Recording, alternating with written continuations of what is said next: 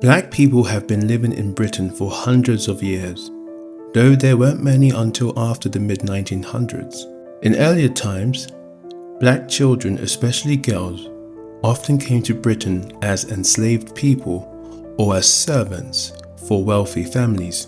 They weren't treated as equals. Instead, they were sometimes seen as property or used as status symbols. In the 1700s, it was even common for rich families to make black children wear collars with their owner's name on them. One British official even said in 1781 that blacks are goods and property under the law. There were rare exceptions, like Dido Elizabeth Belle, a mixed-race girl living in a wealthy family in the late 1700s. But even she faced racism and wasn't fully accepted by society. During the Victorian era, the black population in Britain was still small. Black and mixed-race girls often lived in poverty. Many ended up in orphanages or workhouses and were pushed into lives of hard labor. One sad story from the 1800s tells of two mixed-race sisters, Elizabeth and Sarah Peters. They were taken in by a children's charity, though Sarah got sick and died, and Elizabeth was sent off to work as a servant.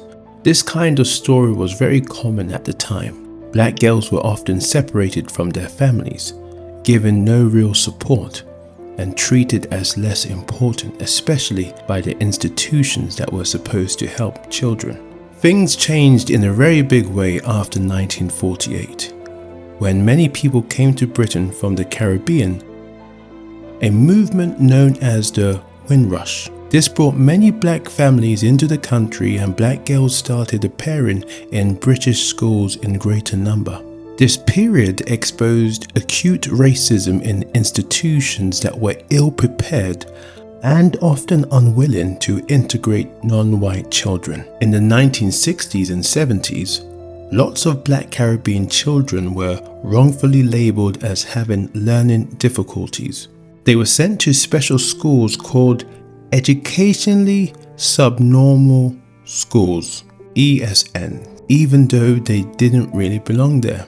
Barnardo exposed this in 1971 with a powerful book showing how the system was failing black children on purpose. He explained how racism in schools was destroying futures by purposely giving black children a poor curriculum. These students rarely advance academically, demonstrating how institutional racism in education blighted the futures of generations of black Britons.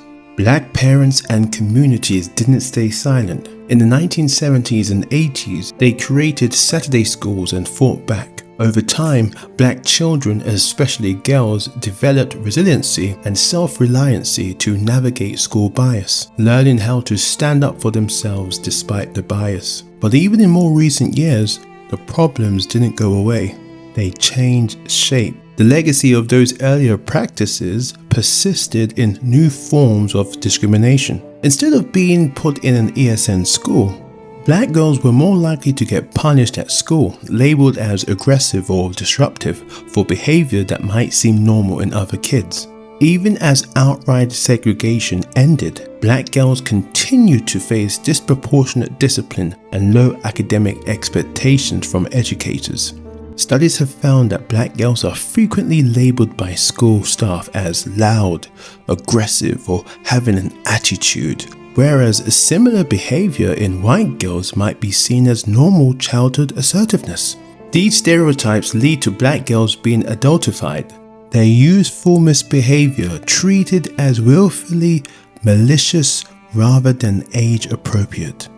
The long history of unequal treatment has laid the groundwork for many of the problems black girls still face in classrooms today. In the next episode, we dive deeper into what's happening in schools right now, looking at discipline, exclusion, and how adultification continues to shape black girls' experiences in education.